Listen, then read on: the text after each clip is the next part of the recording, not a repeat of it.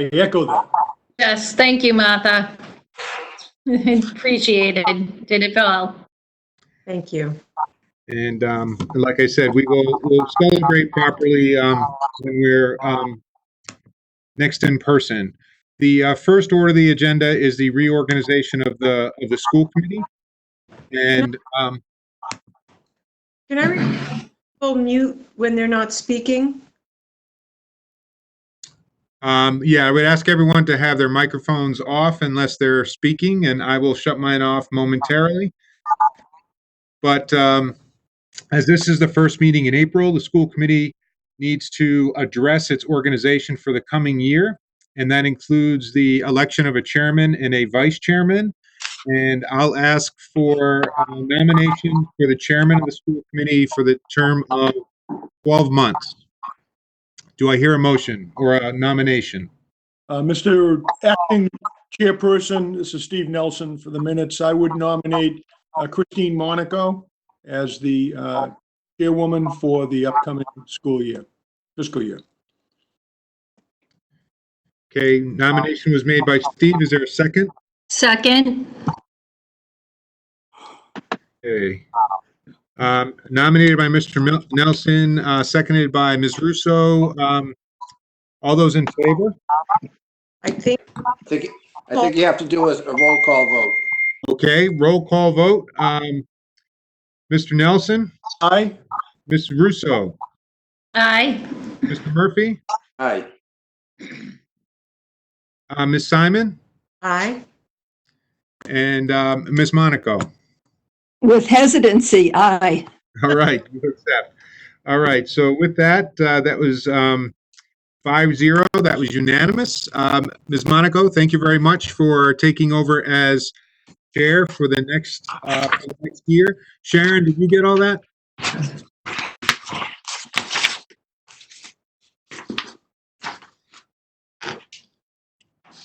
All right, with that, Is I Sharon will- on? yes, I believe she is on. The microphone's probably off. That's all right. I got it all.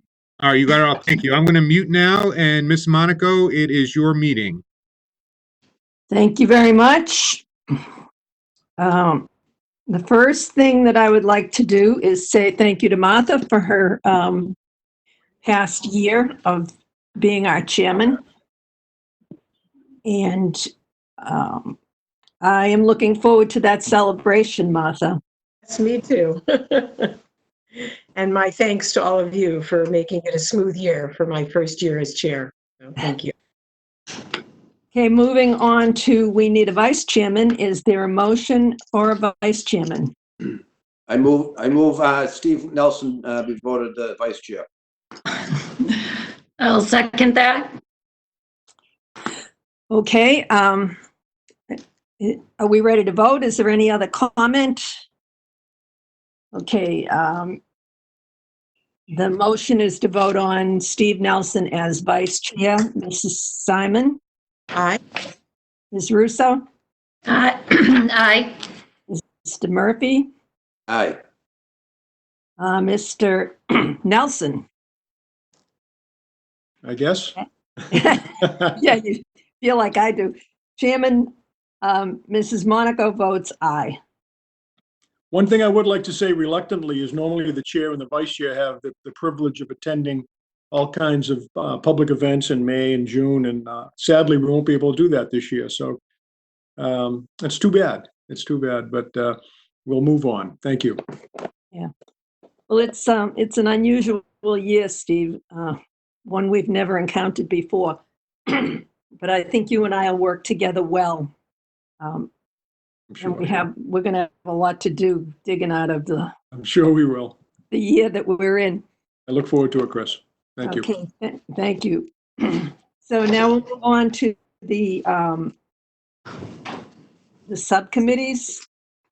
And I think everyone has a list in their agenda. And to make this easy, I would just like to ask,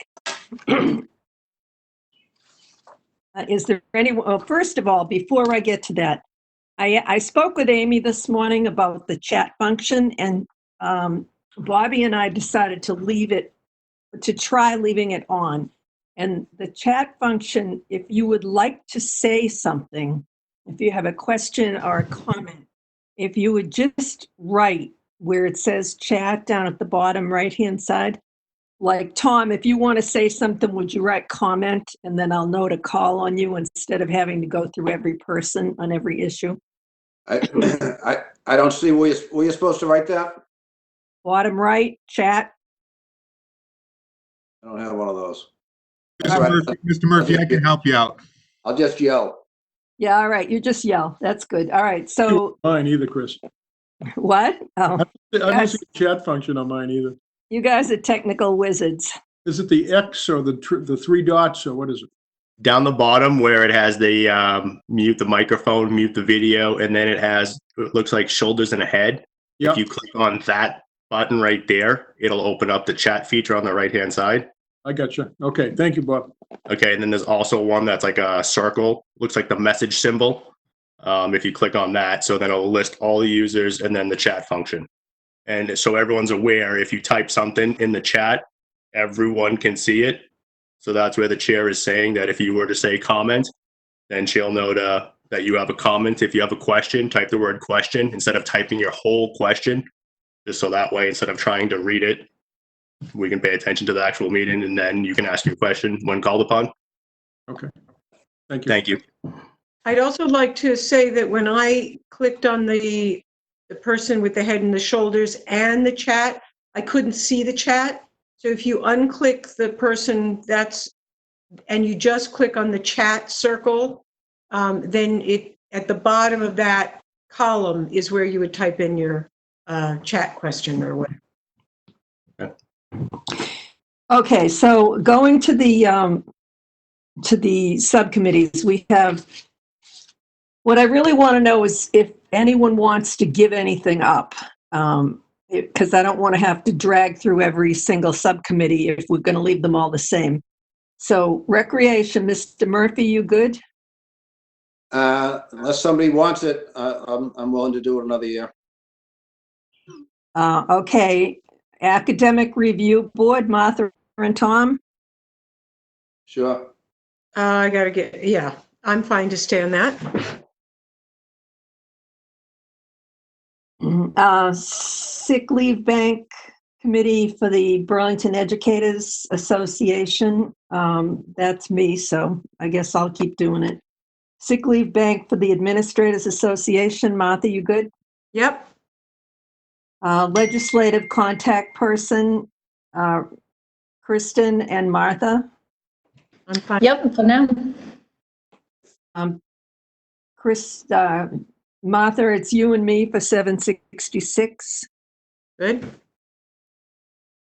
Beeline Advisory, Kristen. Subcommittee to the Board of Selectmen is Tom and me. Subcommittee to Ways and Means, Steve and Tom. Subcommittee to Board of Health, Steve and Martha. Subcommittee to Rec, Tom and me. Subcommittee to Planning Board, Nelson Murphy. Subcommittee for Wellness, Martha. Yep. And I guess I'm on that with you and Eric to a point. Okay. Transportation, Kristen and I, along with Eric. Audit Subcommittee is Mr. Murphy. PTO reps, Fox Hill, Kristen and me. Memorial, Steve and Martha. Pine Glen, Tom and Chris, that's me. Francis Wyman, me, Tom. Marcia Simons, Martha, Kristen. Burlington High School, Kristen and me. Burlington Youth and Family Services, Martha. Master Plan Steering Committee, Martha. Disability Access, Martha, and I'm the backup. So if no one has any problem with those, I don't even know, do we need to vote on those or are they just, Well, I have a request. I don't know if we need to vote on the others, but if it's sort of ironic, the Master Plan Steering Committee, which is mostly defunct, has never had a final meeting. And so if there were to be another final meeting, I would need a specific vote of the committee to be our representative on the Master Plan Steering Committee. So I would like to request that. So if the master plan steering committee ever does its thing, Okay. that's all set. So why don't we just vote on the whole bunch of them at once? So can I have a motion to accept all of these subcommittees with one vote? So moved. Second. Okay, it's been moved in second to approve the subcommittees as I just read them. Roll call vote, Ms. Simon, Aye. Ms. Russo, Aye. Mr. Murphy, Aye. Mr. Nelson. Mr. Nelson, Aye. Ms. Monaco votes aye. Okay, we're all set with that. Now, the next group have to be made individually. So the school committee designee to the lab collaborative is the superintendent. I'll take a motion to approve that for the next year. So moved. Second. Second. Okay, it's been moved and seconded. Roll call vote, Ms. Simon, Aye. Ms. Russo, Aye. Ms. Murphy, Aye. Mr. Nelson, Aye. Mrs. Monaco votes aye. So it's unanimous on both votes. The second one, central office sexual harassment complaint management facilitators, our human resources director, that's Joanne Faust, and the assistant superintendent, Patrick Larkin. Motion, So So moved. moved. Second. moved and seconded. Is there any question? Hearing none. All those in favor, Ms. Simon, Aye. Ms. Russo, Aye. Mr. Murphy, Aye. Mr. Nelson, Aye. Mrs. Monaco votes aye. It's unanimous. The next one is Coordinator for Non-Discrimination Compliance, including Civil Rights and Title IX, Human Resources Director and Assistant Superintendent. So again, it's Joanne Faust and Patrick Larkin. A motion? So moved. Second. Second. Okay, any question? All those in favor, Ms. Simon, Aye. Ms. Russo, Aye. Mr. Murphy, Aye. Mr. Nelson, Aye. Ms. Monaco votes aye. Now the fun one, the best one of the night. The school committee secretary, Sharon Gilbert. I only wish I could make the motion, Sharon. I move, Madam Chair, that we appoint Sharon Gilbert as the school committee secretary. Second. All right, I have to say Sharon is awesome. And if there is no other comment, we'll go to the vote. Ms. Simon, Aye. Ms. Russo, 150% aye. Mr. Murphy, Aye. Mr. Nelson. Only if she posts her high school yearbook picture. She'll get right on that. Aye. Ms. Monaco votes aye. It's unanimous. Okay.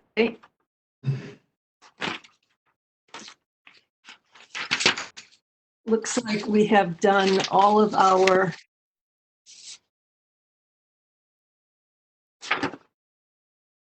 we have approval now of the warrant. Is there a motion to approve the warrant?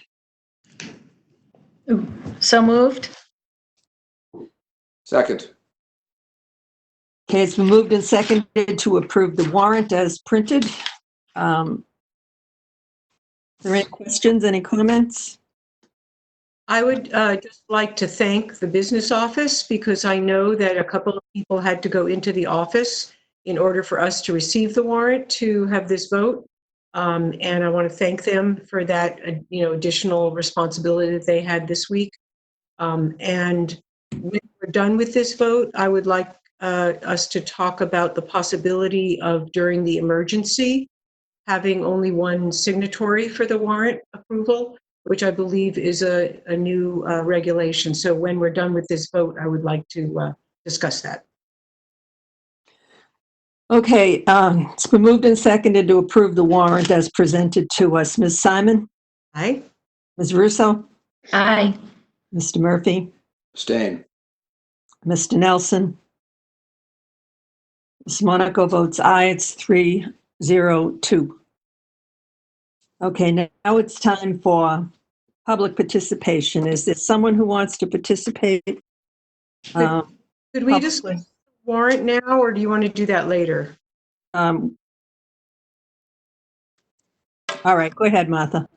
Dr. Conti, if you could please add to this, but it's my understanding that under the emergency, that school committees are, which normally we would all have to individually sign the warrant, which we do at our public meetings in person, that we could assign that responsibility to one person for the duration of the emergency. So Eric, is that your understanding of it, which we do at our public meeting? Oops.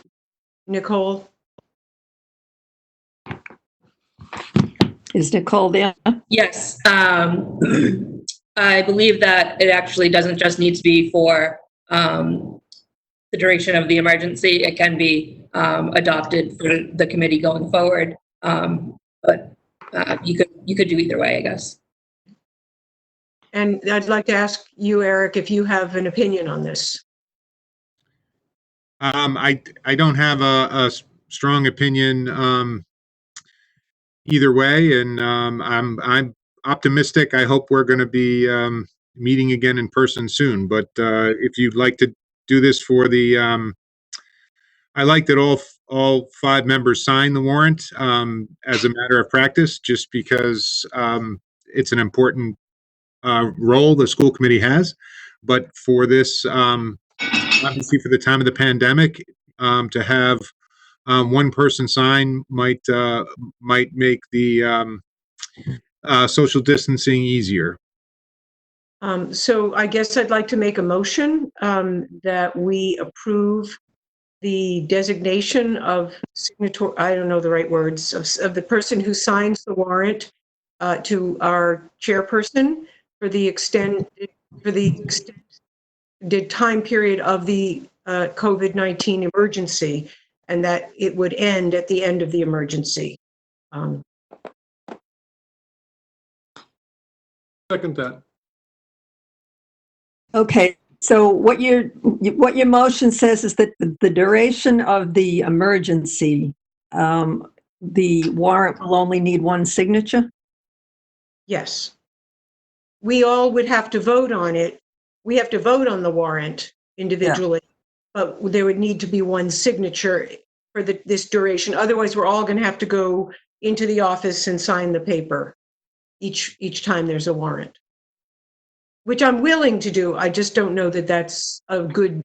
Well, we can also do it electronically, but I have no problem with doing it for the duration of the emergency, and then when the emergency ends, we'll go back to our usual plan. Okay, so it's been moved and seconded. Does anyone have anything to say about it? Well, I have another question, and I didn't know that we could sign it electronically. If that's true, I don't feel as strongly, but I still think it's a good idea. Nicole, do you know if we can sign it electronically? I'm not sure on that. All right, so let's just go with your motion for the duration of the emergency. And since it's been moved and seconded, we'll take a vote. Ms. Simon? Aye. Ms. Russo? Aye. Mr. Murphy? Aye. Mr. Nelson? Aye. Ms. Monaco votes aye. Okay, the next item is public participation. Is there someone there who wants to speak? Yes, I had previously asked a question about what would happen with the committee appointees, as there will be changes inevitably to the makeup of the board. We will revisit that when the time comes. Well, what was the purpose of doing this tonight then? Because we reorganize every year, every 12 months. Wouldn't it have been a better practice maybe to wait till after June? Well, that isn't how it works, Adam. I understand there's usually an election that happens in April. Yeah, not this year, though. Yeah, I'm aware, but it's going to happen in June. Well, we'll see what happens in June.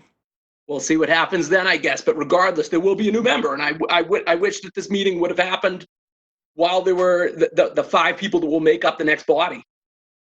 Well, This year didn't work out the way it usually does. So thank you. I understand. I thought you could have waited the 2 months, though. Thank you, though. Is there anyone else in the audience who has a question? Ms. Simon? Can I just comment that at the time that we have a new member, we can revisit the committees? Right. I do appreciate that. Thank you. Okay. The next item on our agenda is the coronavirus update from the superintendent. You there, Eric? Yes, thank you, Madam Chair. I'm going to drag some different people into this, but I wanted to start just by thanking our educators, and that includes our instructional assistants, our tutors, our teachers, our principals. We're in our third week of remote learning from home, and people have really been putting in a tremendous amount of effort to shift their practice from the classroom to home.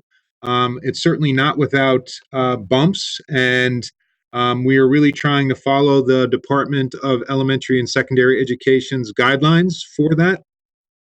And the framework that those guidelines were created were with a May 4th return, and that is still the framework that we're using, even though people are very skeptical whether we will return on May 4th. So we're planning for an extended absence, but we are moving forward sort of with how we're delivering the remote learning. We are getting feedback, as you can imagine, and again, we're getting feedback all across the spectrum.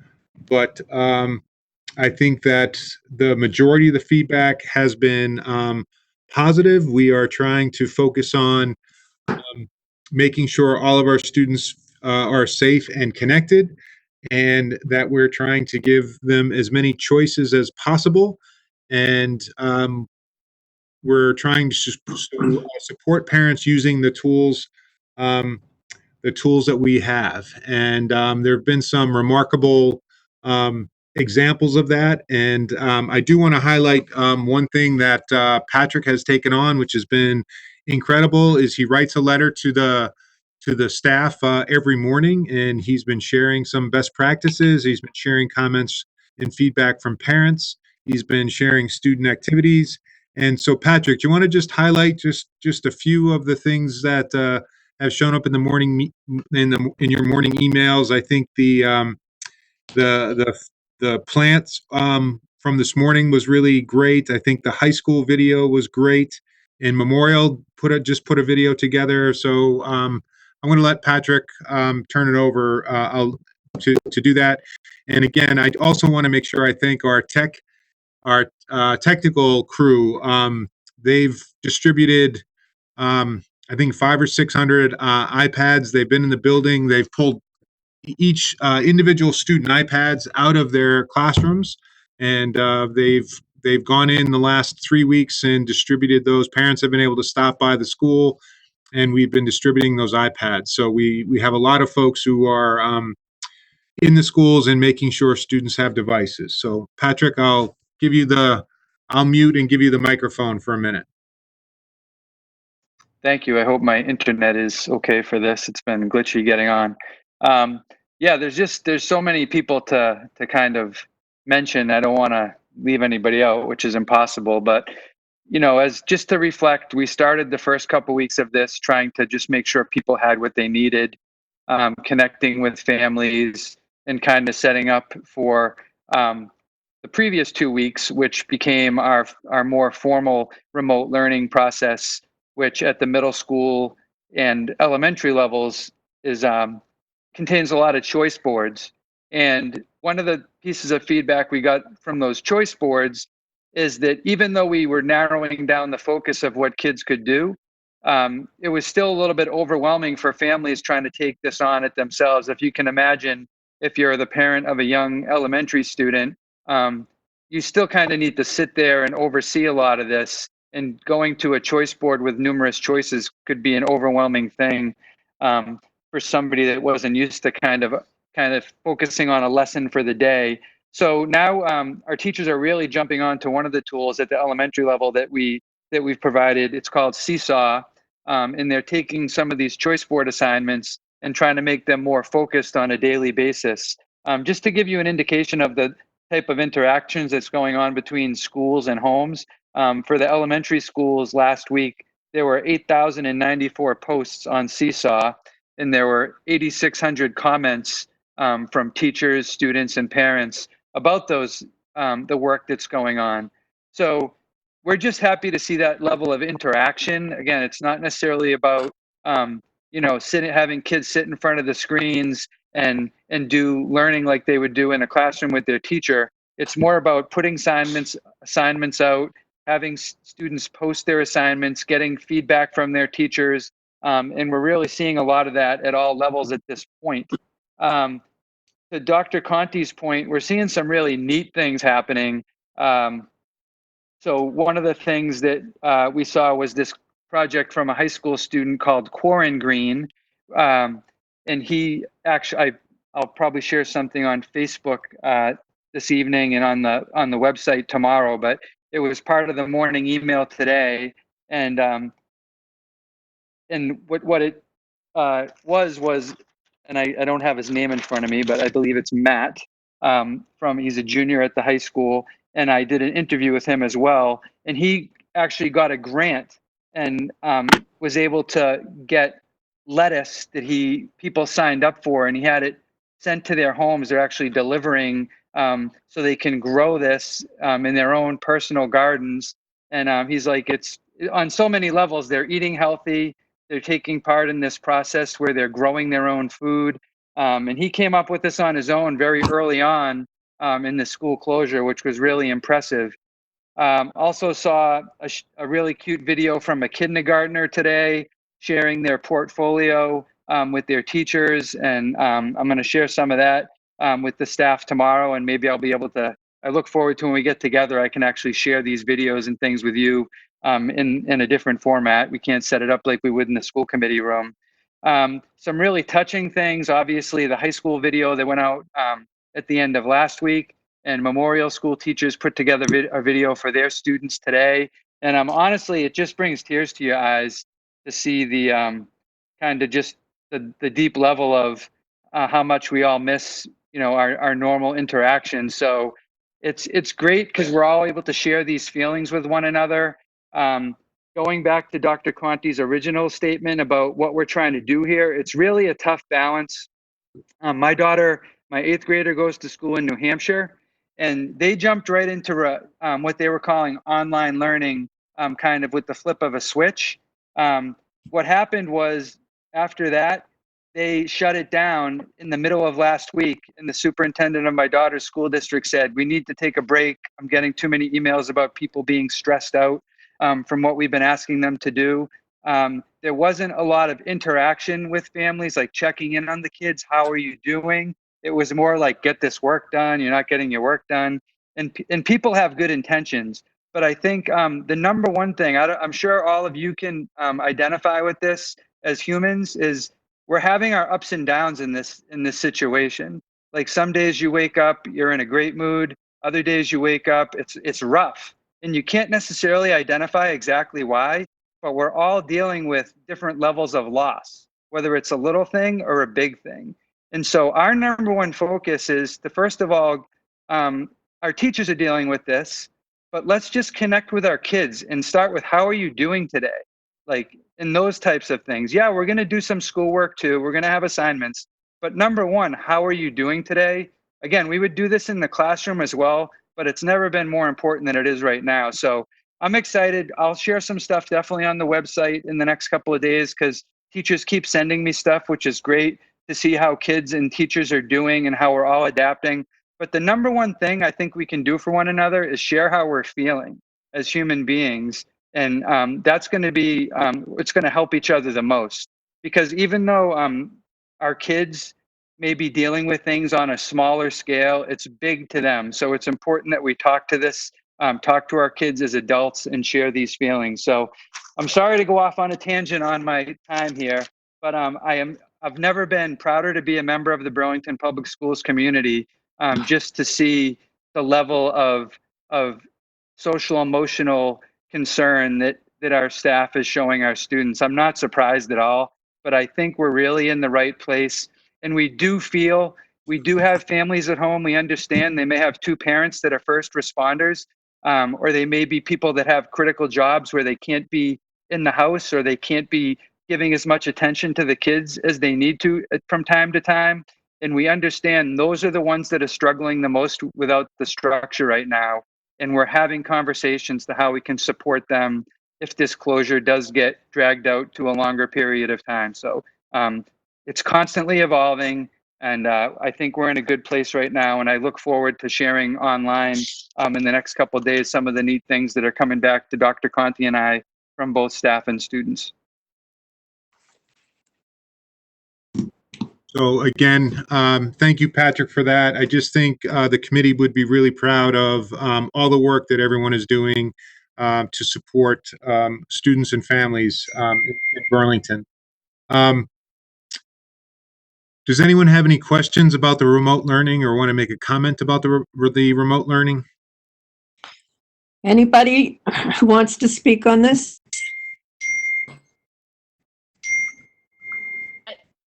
Kristen? I just want to say how receptive the administration and the teachers have, and really trying to make it work, as Mr. Larkin said, for every family who's going through this in a very different way in every household. So it's not easy to be so fluid and trying to meet everybody's needs in such a different situation. So I can't thank the administration and the teachers enough for really trying to meet everyone's needs that they're meeting at this time. So thank you. And I'd like to, Martha? yeah, I also want to thank everyone who's making the remote learning happening, because it is so difficult. And there's such creativity and interesting thing and resources being provided. And I let the families know that I do not have little kids in my house that I have to manage while I'm trying to work. And I just want to encourage all the families to keep at it. And we are aware how difficult it is. I like the wise saying we heard that none of us signed up for this. But I do think that the administration and the staff are doing a wonderful job of doing the best they can and helping a lot of kids. So thank you for all of the work that's being done. Tom, Steve? I just want to say thank you to everybody. I'm good as far as comments go, but thanks for all the efforts thus far. Chris, I have a comment. Go ahead. I just want to say that I'm in a unique position because I get to see firsthand how it's being done at the elementary level. And as Patrick said, there's no right way or wrong way to do this. We're kind of experimenting as we go, but I think that what Burlington's doing right now is exceptional. And I think that the staff are working tremendously hard. The teachers are collaborating online with online meetings, and then they're putting together strategies, and they're using them to connect with their students. And I know the students are thrilled to have that connection with the teachers, and I like the way we're doing it. And I'm sure it's going to get better as we go along. Okay, I'd just like to take a minute to say a couple of things I've been thinking about for several weeks now. One is, I agree with everyone. We have an outstanding staff. They're doing a great job, and I totally appreciate it. I also want to take a minute to reach out to the parents to say that we understand the situation you're in. I know there are students that can learn very well online and who are doing so. And for them, it's frustrating because they want to keep up with their studies. And then there are some kids who have a little trouble learning online, but they're doing the best they can, and parents are having to help them And then there are some students who can't learn online, and there are some parents who are coping with that and with having children home from out-of-district placements, having children home from residential placements. And it presents an unusual situation for parents. They don't have any help, and they have children in their homes that usually are at school, and the parents are afraid to let the PCAs come in to help them, and they're afraid to let the behaviorists come in to help them. And it's really difficult for some parents who can't see a light at the end of this tunnel yet.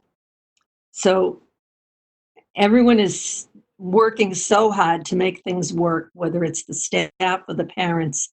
I just want to make sure the parents know that we get it. We understand what they're going through. And we will do everything we can to get back on track and then to pick up the pieces. So thank you, everybody. Eric, do you want to continue now with your items? Yes, ma'am. I'd like the school committee to amend the calendar. The commissioner several weeks ago essentially told districts that they did not need to go past their 185th day that had been scheduled for the current school year. Our 185th day was June 24th, which was a Wednesday. So the number of snow days is no longer important. We just had to go to the 185th day. With remote learning in place and with remote learning happening currently through May 4th, there were many people discussing what to do with April break. And we had lots of different conversations, and we settled on a compromise proposal, which is in your packet. So we're requesting that the school committee make an alteration to April break, in that Monday would be remain a holiday, and we would also make Tuesday a part of April break, so it would be a 4-day weekend. And then we would have remote learning happen on Wednesday, Thursday, and Friday of what was normally April vacation week. And that would move our last day of school from Wednesday, June 24th to Friday, June 19th. So let me see if I can read this out for you. Requesting school committee for a school calendar change for April vacation next week. I've just said currently April vacation is scheduled for April 20th through 24th. Due to the closure of schools during COVID-19,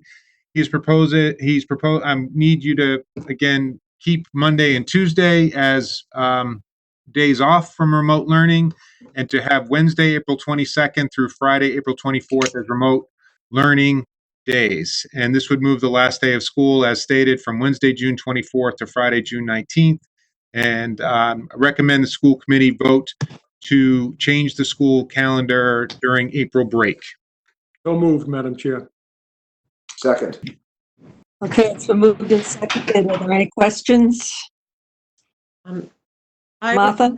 I would just like to comment that I've gone back and forth on this. I see the advantages and the disadvantages. My biggest concern with this is the teachers and the families needing a break. But I also see the advantage of moving forward and keeping going with the 4-day weekend. So I will support this. Okay, anyone else have a comment? No, all right, so it's been moved and seconded to make the changes to the calendar, which amounts to April vacation is no longer in existence for Wednesday, Thursday, and Friday. And is the last day of school part of this motion, or is that separate, Eric? It's I don't need a motion on the last day of school. The last day of school would be Friday, June 19th. Okay. So we will vote on the motion. Mrs. Simon? Aye. Ms. Russo? Aye. Mr. Murphy, Aye. Mr. Nelson, Aye. Mrs. Monaco votes aye. That's unanimous. Eric, back to you. Again, thank you, Madam Chair. I'm just going to, we may have some other calendar decisions coming up just because the governor is talking about having Patriots Day in the fall or moving it. So because they may run the marathon at a different time or something. So we may need to adjust next year's calendar. But I'll keep the committee updated on that. So the next item on the agenda is the school lunch program. The committee had asked for an update on how we're feeding our children who are food insecure. And we've been having regular conversations with the Burlington Food Bank. And again, I'm going to drag Patrick into the conversation. So Patrick, I'll mute and you can turn on your mic. Yeah, again, I want to start by thanking the folks at the food bank. I talked to Cheryl Barnes again prior to the meeting, and they are, comfortable with, again, the status quo, maintaining the operation out of the food bank location. Bob and I have talked behind the scenes. The one need they have right now is for more cold storage space. So we've had some conversations again that we're going to try to facilitate opening up some more cold storage space, in the schools for them as much as we can, even if we have to move stuff from school to school. I told them, whatever we can do to support them helping us with our students during this time. Obviously, we're open to doing that. The only other thing, again, speculating down the road. Sorry, I'm hearing myself on somebody's speaker. Sorry. In the schools for them as we can, even if we have to move that from school to school. I told them, whatever. I'm just going to turn my camera off because I'm getting some feedback. Helping us with our students. So anyway, that's where we stand now, and we are going to talk again later in the week. They have a board meeting tonight, and if they need anything else from us, then obviously they will let us know, and we'll talk internally. The only concern would be if the closure gets extended. We may talk about potentially looking at some school sites to for distribution, because as the numbers increase of families that need access, they may need a bigger space down the road. Again, that's all speculation at this point. But again, my message to them is whatever needs to be done, we will do to support this process, whether it's helping supplement with school space or taking it all on in schools. Nothing's off the table for us. So was I the only one that got kicked off?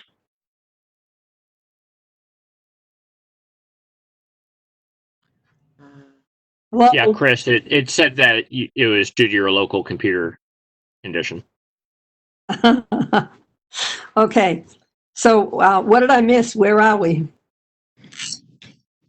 Patrick just gave a summary of the school lunch program and our partnership with the Burlington Food Bank. So, I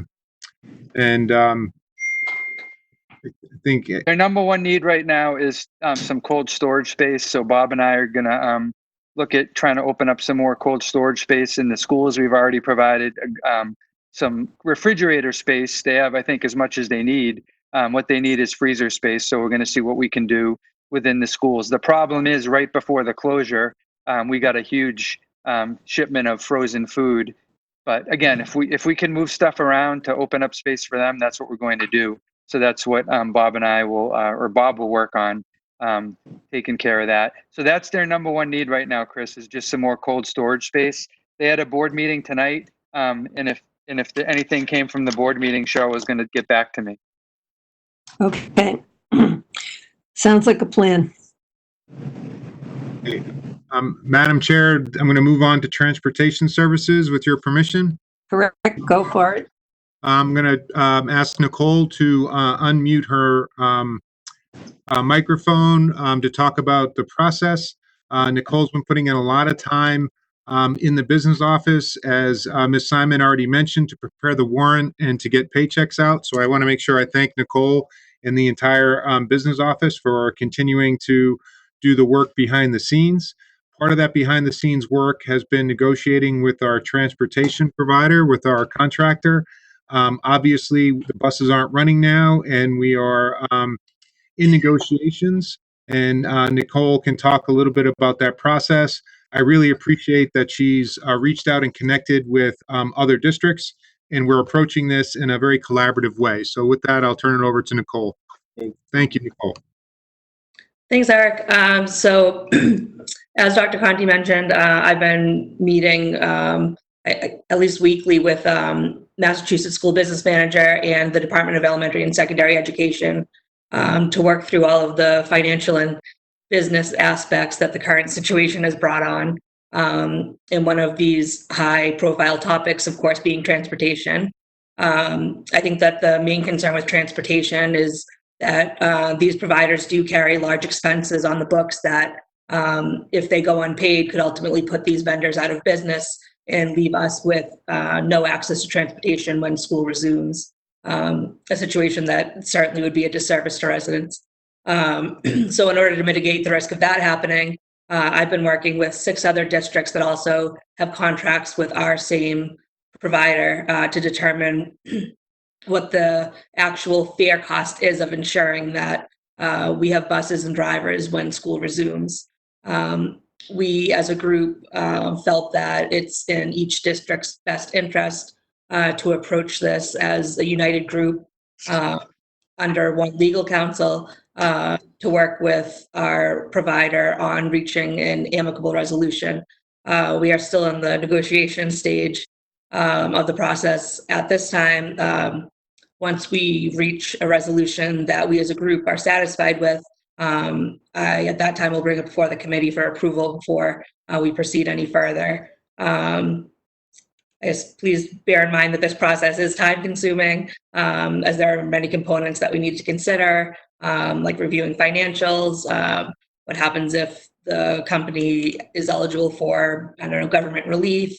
So we're sort of working through all of that, dotting I's, crossing T's. And I think just at the end of the day, the main priorities are, 1, ensuring that when school resumes, that we're able to get students safely to and from school, and 2, that this comes at a fair and reasonable cost, and that public funds are being spent reasonably.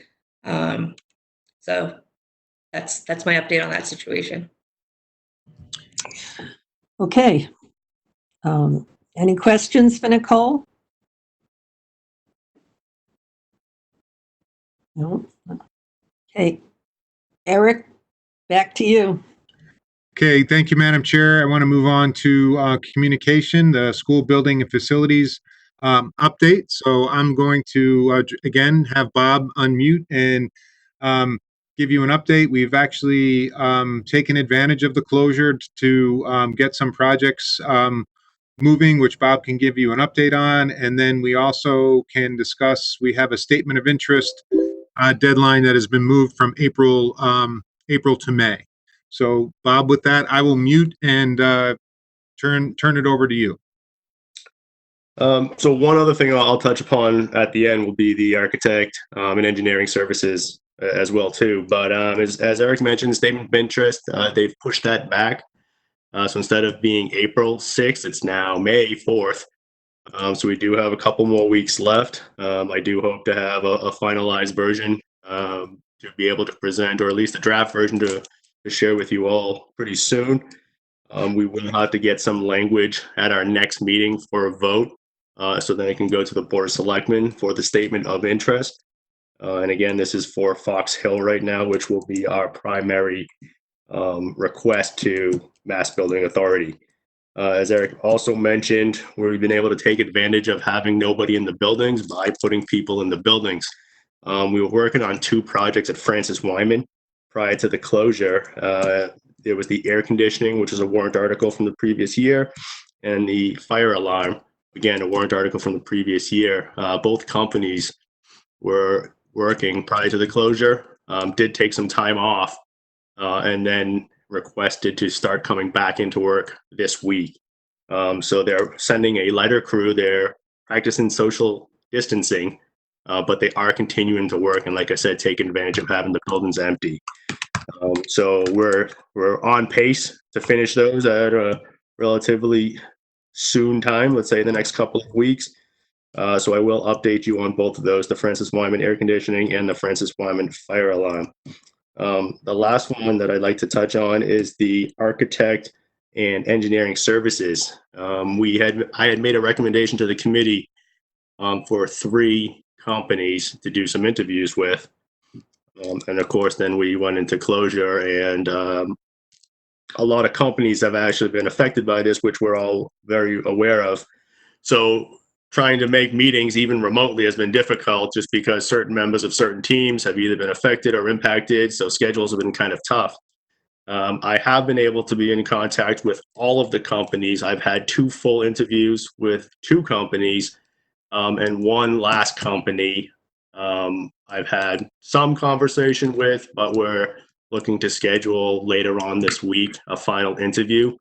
So I would have liked to have a more finalized pick for tonight, but that's going to have to go till next meeting where I can give that finalized meeting.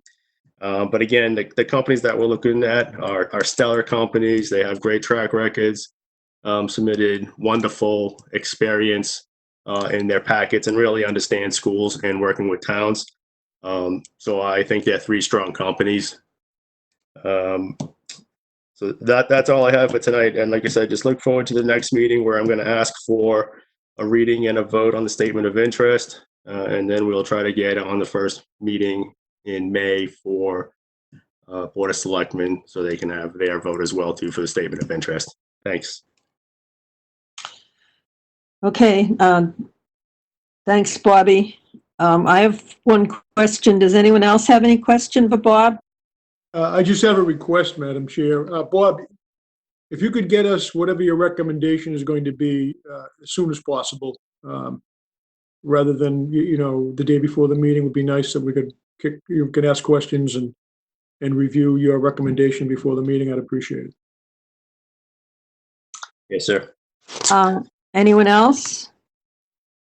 Okay, so Bob, my one concern still holds, which is before we make any commitments on what we're going to do at Fox Hill, my concern is about Pine Glen and what we are able to do on that land, given that it was filled. I know we've had some reassurance that we can build or renovate or add on or rebuild, but I still want a definitive answer on that when we have someone who can give it to us.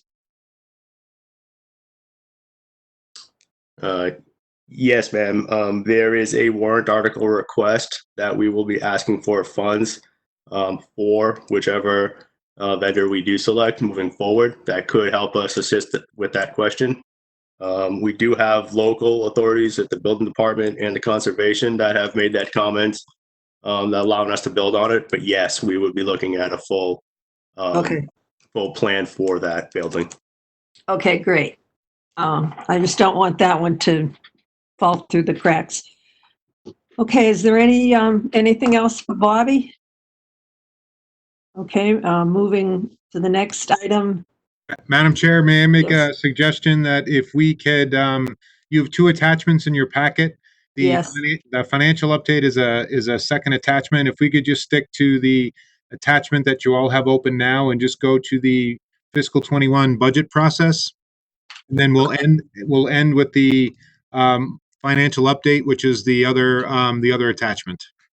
Okay, musical agendas, here we go. So people aren't bouncing around. So at the bottom of your agenda, you have the fiscal 21 budget calendar, the changes that are made, and I want to start at the end and work backwards. So town meeting has been moved to June 10th. Correct. And then we look like we have a presentation to Ways and Means on May 6th. and we'd like to schedule the public hearing on the budget tentatively for our next school committee meeting on April 28th. So that's when we would present to you all. Essentially, the agenda is going to be a budget presented at Guideline for the public hearing, and then prior to our presentation to the Ways and Means on May 6th. So I just wanted to go over those dates with the committee and get committee's feedback. Okay. Anyone have any questions about those dates? No, I just would, Madam Chair, I would just have the same comment. If we could get the administration's recommendations and as to how we're going to get down to that guideline number well in advance of the meeting, I'd appreciate it. Yes. I'd like to second that. Okay, Madam Chair, you have a question from Mr. Eiler. Yes, I was just going to go there. John? Thank you, Madam Chair. Dr. Connie, when are you thinking you would be ready to meet with the Ways and Means Subcommittee on the budget? John, it's probably going to have to be next week at some point, I think. Okay. All right. I assume you'll work that out with Susan. Yes. And I just think Nicole and I need to spend some time, and we're thinking it can happen next week. Great. Thank you. Okay. Anyone else have a question on Eric's new dates? Question for me. Go ahead, Tom. I saw something, I forget where, but there might have to be some reshuffling of the warrant articles this year. I think that came from Town Hall. I don't know if that's a done deal yet or not. Do we have any feedback or input from Town Hall yet if we have to do that? And if so, we got to give some thought to what has to get weeded out. Madam Chair, may I? Sure, go for it. Mr. Murphy, I think we've had some very preliminary conversations about that, but we haven't been given a number yet. I think part of the challenge that we have is there's no state budget yet. And I think while Burlington isn't completely dependent on federal and state dollars, I do think that will have an impact. And I do know that in the fourth quarter, Burlington itself is facing some revenue challenges as well. So we obviously know that we'll work in partnership with the town if we have to make the reductions. And where fiscal 21 might be okay, I'm sure that the town's financial team, and in my conversations with Mr. Sagarino, I know he's also looking beyond fiscal 21 into fiscal 22 as well. So I just don't have an answer, but we will give you the capital warrant list, and if we have to make a reduction or an adjustment, we can bring that back to the committee. We'll make a recommendation, Mr. Murphy, and then ask for your comments on that. Thank you. Okay, any other questions on this topic? Madam Chair, again, just a comment because things are also changing at the state. So I don't believe there's going to be a separate House and Senate budget. I think they're going to try to work on, just because of the time constraints, work on one budget proposal. So the budget process is obviously going to be altered for us locally, but it's also being adjusted at the state level as well. So I'm not sure the impact that is going to have on our process, but we may not know our state revenue going into our fiscal 21 planning. So hopefully we will, but I'm not sure that that's going to get done. Well, just keep us up to date, Eric, as when you learn things, let us know. Okay. Okay, do you want to move on? Yes, ma'am. You can go to your second attachment now, which is the financial update. Yep. Nicole?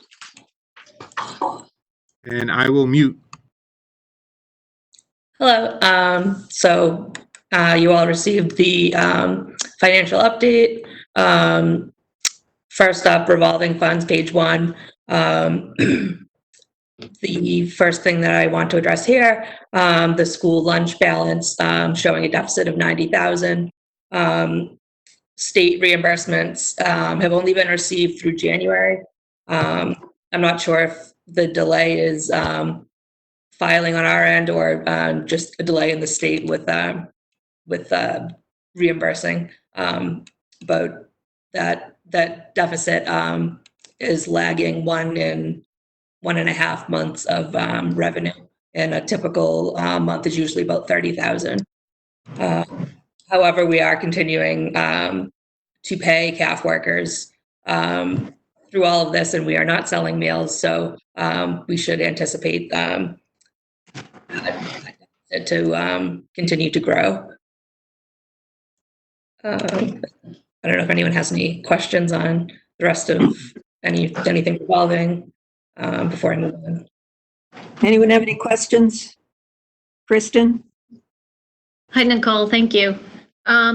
So I didn't, in the before and after school, and then Sprout Daycare, are there any refunds? Like, do they pay in advance and now we're going to see a reduction over the next couple of weeks as we refund people, or how do those two programs work? Sure. So the first in before and after school, we have a very healthy balance in that account. So I don't foresee that that balance being a problem or any expenses causing a deficit to that account. And as for Sprouts, there has been no plan to stop people to continue to pay in. Sort of, I guess, similar to the whole transportation conversation. We want these services to still be available and be able to pick right up once all of this is over and school resumes. So I guess that's sort of our take on that for now. But there hasn't been any discussion of refunds at this time. Okay, thank you. Anyone else? Tom? Quick question. Getting back to the lunch account. We had talked, I think, briefly last time about keeping an eye on that, maybe do an RFT towards the end to try to address that. And I don't know whether that's something that's been firmed up or not, but I just want to kind of keep that in the front burner, depending on where that number goes between now and the end of June. There's going to be a hole there, obviously. It's just a question of how deep it is. And that's the appropriate use for an RFT. So I just want to make sure that's still on the radar screen. And Mr. Murphy, we're also pushing the legislature to allow us to have, when I'm saying us, the district, to have a little bit more flexibility through the school committee. So we might have savings, for instance, in our per diem sub account, for instance, because we're not paying per diem subs during this time. And if we could carry over some of those funds, and then if we're allowed a little bit more flexibility, potentially use those funds to cover a deficit. So I think the RFT might be one tool, but we also might have other legislative tools that were provided to cover some of the deficits, like we would get in the school lunch revolving account. Okay, no, that's fine. I don't want to wind up coming back and taking something from something else that we also have a need for us. But as long as there's an alternative form of funding out there somewhere. But I do think your point is a good one, that we are going to run a higher than normal deficit in the school cafeteria revolving account. Yes. Okay, anyone else have a comment? Martha, do you have anything? Not on that. Okay. If I could just comment on that. Do you want to go back? Sure. Just to sort of note on what Dr. Conti said. I do sort of expect that whatever deficit is generated in this fund, that there's a good chance that it can be funded, maybe possibly through a combination of the federal stimulus bill, maybe some state relief, or an end of year transfer from either operating or a special revenue fund. But it's too soon now. We don't have enough information regarding any relief to sort of make any plans. But I am watching this and making sure that worst comes to worst, that we would be able to fully support any of these expenses with a transfer from operating or a special revenue fund. Okay. Both Nicole and Eric, if you would, as you hear these things coming from the state, if you just let us know so we're up to date on the unusual happenings.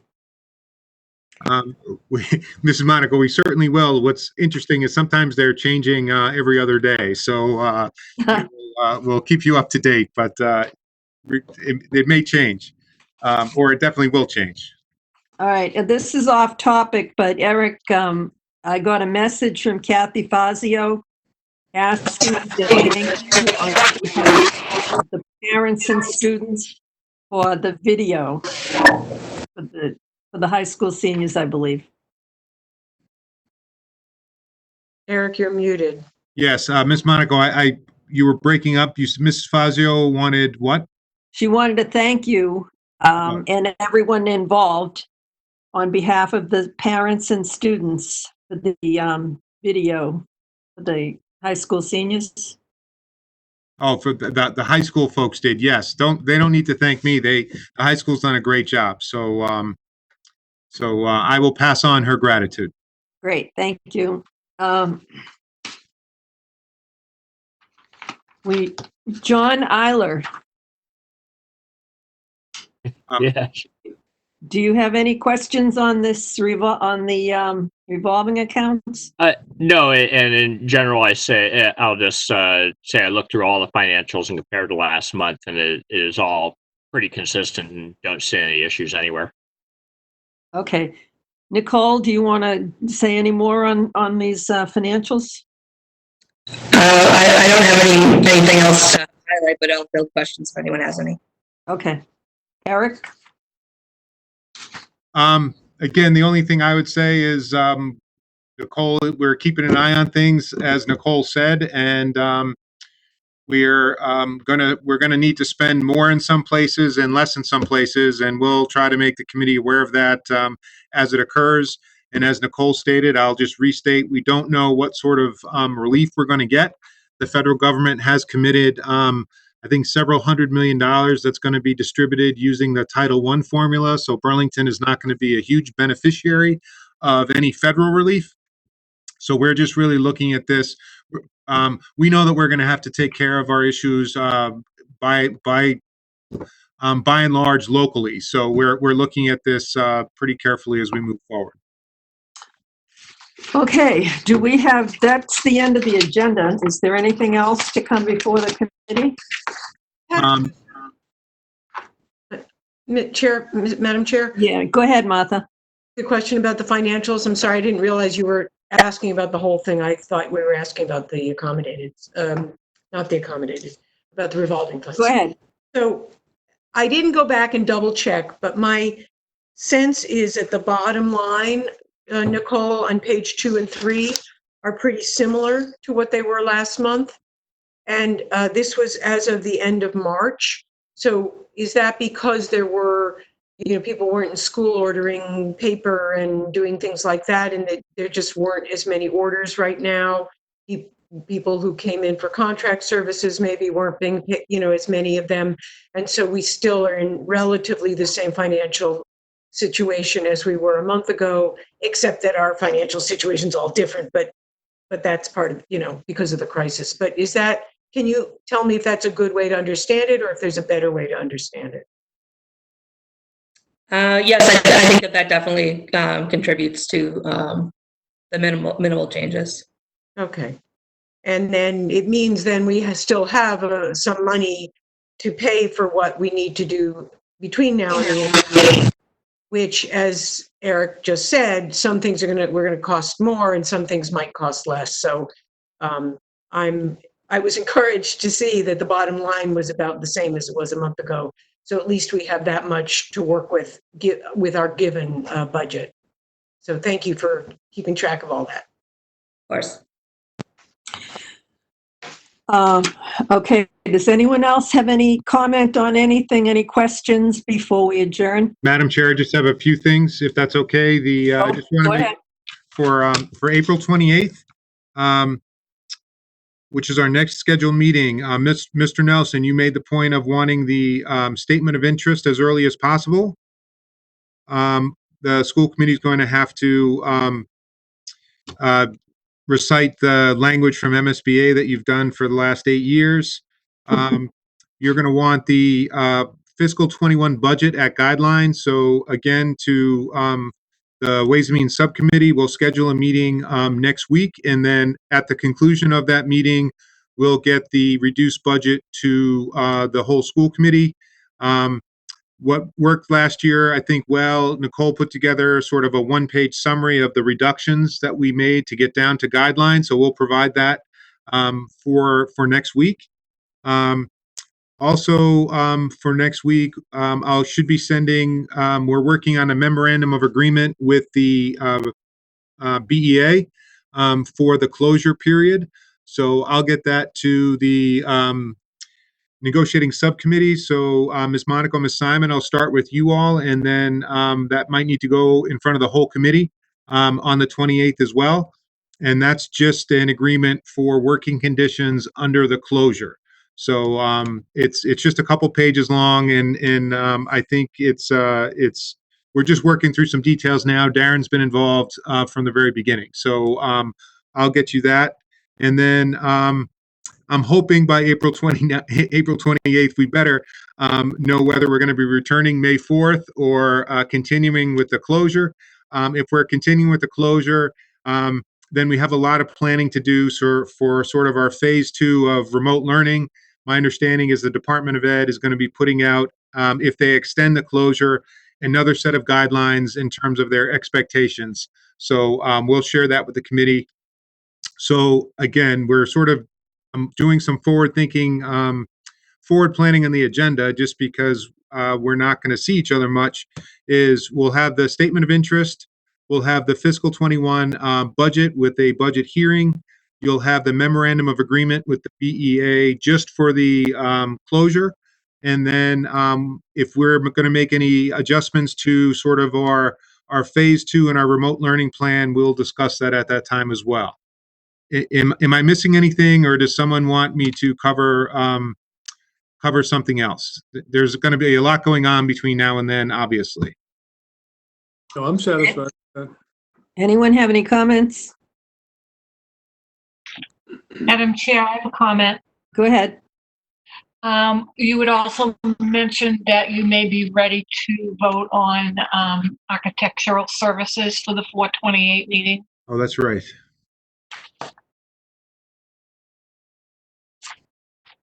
Anybody else? Thanks, Sharon.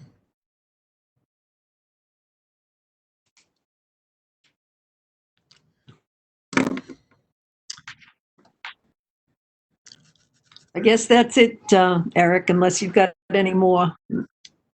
No, if something comes up, I'll certainly get information out to the committee, but I think the April 28th meeting is sort of taking shape. And we're going to try to get you as much information ahead of time. And if we need to set up either a working group or schedule another type meeting, then we will work with Amy to see what we have to do. But again, we'll plan on a subcommittee meeting for Ways and Means next week. And then if anyone else has any other questions, we'll get them answered. Okay. Great. If no one has anything else to say, then I'll take a motion to adjourn. So moved. Second. Okay, it's been moved and seconded to adjourn. Ms. Simon, Aye. Ms. Russo, Aye. Mr. Murphy, Aye. Mr. Nelson, Aye. Ms. Monaco votes aye. We are adjourned. Thank you, everyone. Thank you. Thank you all. Right. Good night, everyone. Thanks, Bob, for hosting. Thank you. Yeah.